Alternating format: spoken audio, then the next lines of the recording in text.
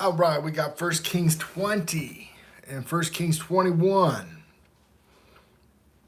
Okay, Ben-Hadad, the king of Syria, gathered his host together. There were 32 kings with him, horses, chariots, and he went up and besieged Samaria and warred against it. And he sent messengers to Ahab, king of Israel, into the city. And he said unto him, Thus saith Ben-Hadad, the silver and gold is mine, the wives also, and thy children, even the goodliest, are mine. And the king of Israel answered and said, O my lord, O king, according to the saying, I am thine, and all that I have. And the messengers came again and said, Thus speaketh Ben-Hadad, saying, Although I have sent unto thee, saying, Thou shalt deliver me thy silver and thy gold and thy wives and thy children. Yet I will send my servants unto thee tomorrow about this time, and they shall search thy house and the houses of thy servants, and it shall be whatsoever is pleasant in thy eyes, they shall put it in their hands and take it away. And the king of Israel called all the elders of the land and say, Mark, I pray you, and see how this man seeketh mischief. For he sent unto me for my wives and my children and my silver and my gold, and I denied him not. And all the elders and all the people said unto him, Hearken not unto him, nor consent. Therefore he said unto the messengers of Ben-Hadad, My lord the king, all that thou did send for thy servant at thy first I will do, but this thing I may not do. And all the messengers departed and brought him word again. And Ben-Hadad had said to him, The gods do so unto me, and more also, if the dust of Samaria shall suffice for the handfuls of all the people that follow me. And the king of Israel answered and said, Tell him, let him not, him that girdeth his harness, boast himself that he put it off. And it came to pass when Ben-Hadad heard the message, and he was king drinking, and he and the kings were in their pavilions, that he said to his servants, Set yourselves in array, that they set themselves in array against the city. And behold, there came a prophet unto King Ahab of Israel, saying, Thus saith Jehovah, Thus hast seen all the great multitude, behold, I will deliver it into my hand this day, and thou shalt know that I am Jehovah. And Ahab said, By whom? And he said, Thus saith Jehovah, even by the young men and the princes of the provinces. Then he said, Who shall order the battle? And he answered, Thou. And he numbered the young men of the princes of the provinces, and there were 232. And after them he numbered all the people and all the children of Israel, being 7,000. And they went out at noon, and Ben-Hadad was drinking himself drunk in the pavilions, and he and the kings and the 32 kings that helped him. And the young men of the princes in the province went out first, and Ben-Hadad sent out, and they told him, saying, There are men come out of Samaria.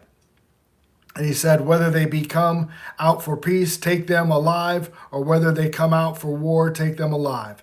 So the young men of the princes of the province came out of the city, and the army which followed them. And they slew every one, this man, and the Syrians fled, and Israel pursued them. And Ben-Hadad, king of Syria, escaped on a horse, and with the horsemen. And the king of Israel went out and smote the horses and the chariots, and slew the Syrians with great slaughter. And the prophet came to him, the king of Israel, and said unto him, Go, strengthen thyself and mark, and see what thou doest. For the return of the year of the king, the king of Syria will come again. And the servants of the king of Syria said unto him, Their gods are gods of the hills. They were stronger than we, but we fight against them in the plain, and surely we shall be stronger than they. And do this thing, take the kings away, every man out of his place, and put captains in their rooms, and number thee an army, and like an army that thou hast lost, horse for horse, chariot for chariot, and we will fight against them in the plain. And surely we shall be stronger than they. And he hearkened unto their voice, and he did so. And it came to pass that the return of the year that Ben-Hadad numbered the Syrians and went up to Aphek to fight against Israel. And the children of Israel were numbered and were all present and went against them. And the children of Israel pitched before them like two little flocks of kids. But the Syrians filled the country. And there came a man of God and spake unto the king of Israel and said, Thus saith Jehovah, because the Syrians have said, the Jehovah is God of the hills, but he is not God of the valleys. Therefore I will deliver all this great multitude in thy hand, and ye shall know that I am Jehovah. And they pitched one over against the other 7 days. And it was so that in the seventh day of battle they joined, and the children of Israel slew the Syrians, 100,000 footmen in one day. But the rest fled to Aphek into the city, where the wall fell upon 27,000 men that were left. And Ben-Hadad fled and came into the city, into an inner chamber. And his servants said unto him, Behold, now we have heard that the kings of the house of Israel are merciful kings. Let us, I pray thee, put sackcloth on our loins and ropes on our heads, and we go out to the king of Israel, and peradventure he will save thy life. So they girded the sackcloth on their loins and put the ropes on their heads, and came to the king of Israel and said, Servant Ben-Hadad saith, I pray thee, let me live. And he said, Is he alive? And he is my brother. Now the men did diligently observe whether anything would come from him, and did hastily catch it. And they said, Thy brother Ben-Hadad?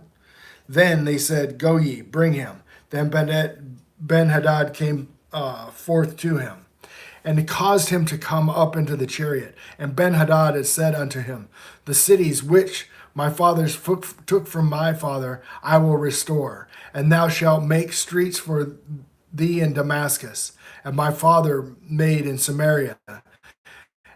Then said Ahab, I will send thee away with this covenant. So he made a covenant with him, and sent him away. And a certain man of the sons of the prophets said unto his neighbor in the word of Jehovah, Smite me, I pray thee. And the man that refused to smite him, then said he unto him, Because thou hast not obeyed the voice of Jehovah, behold, as soon as thou art departed from me, a lion shall slay thee.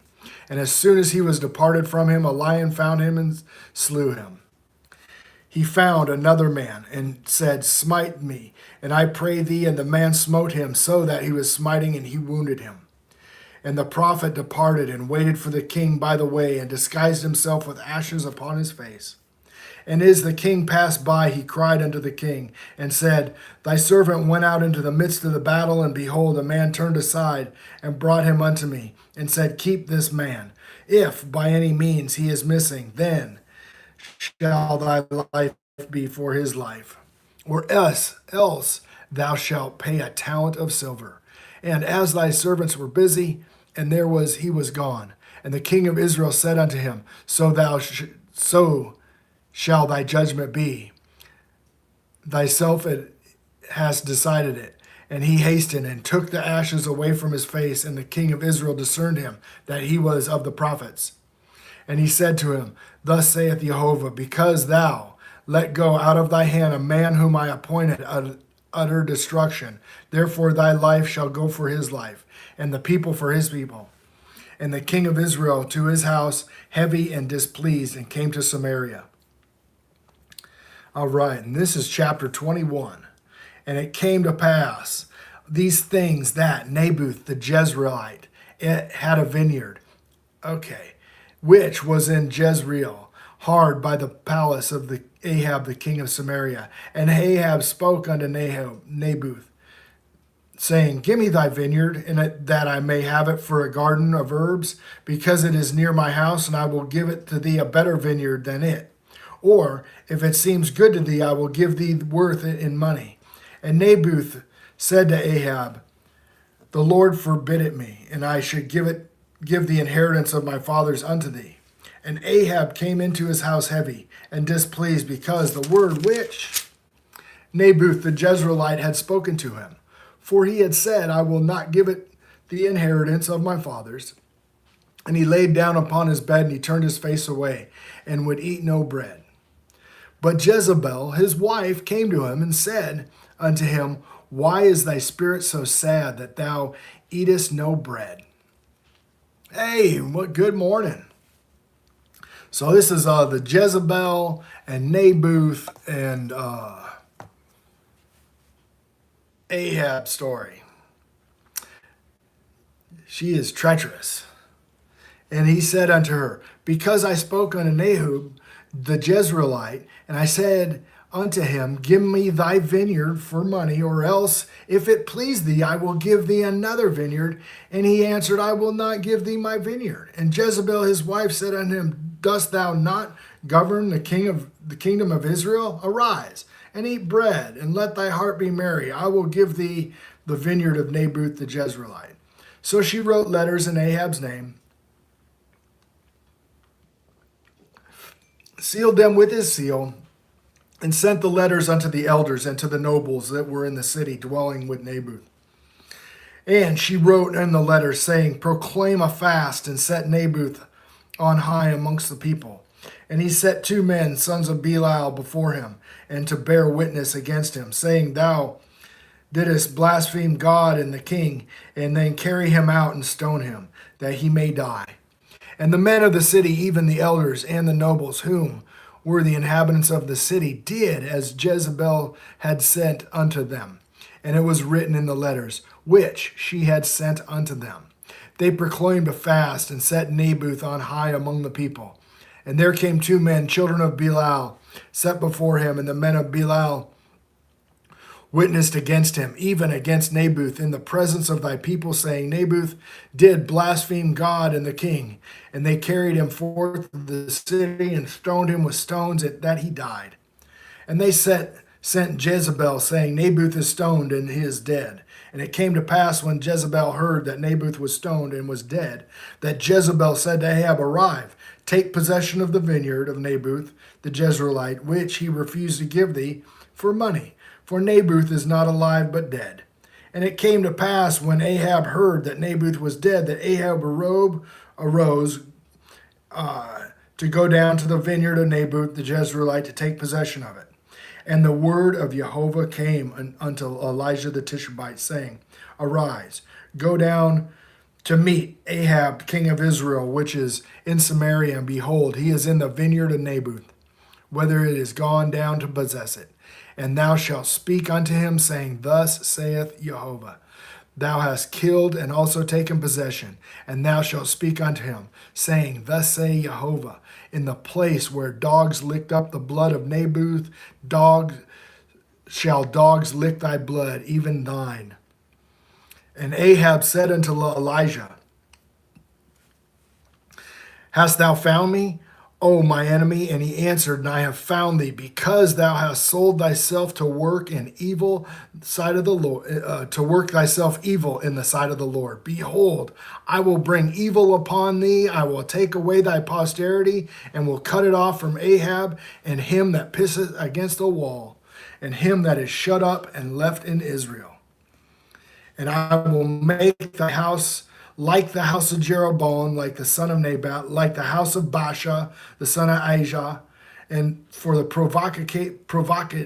provocation wherewith thou hast provoked me to anger and made Israel to sin.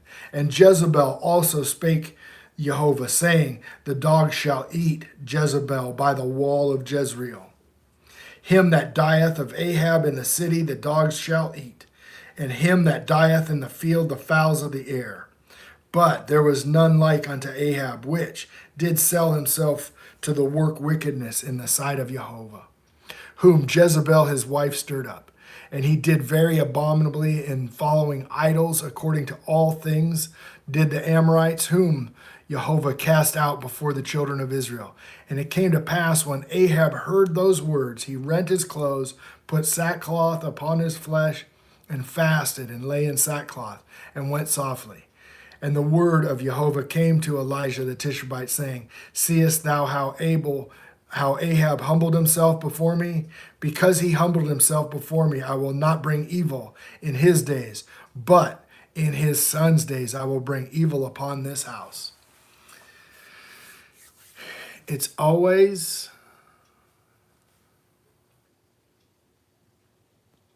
that vengeance is reckoned unto the children over and over again.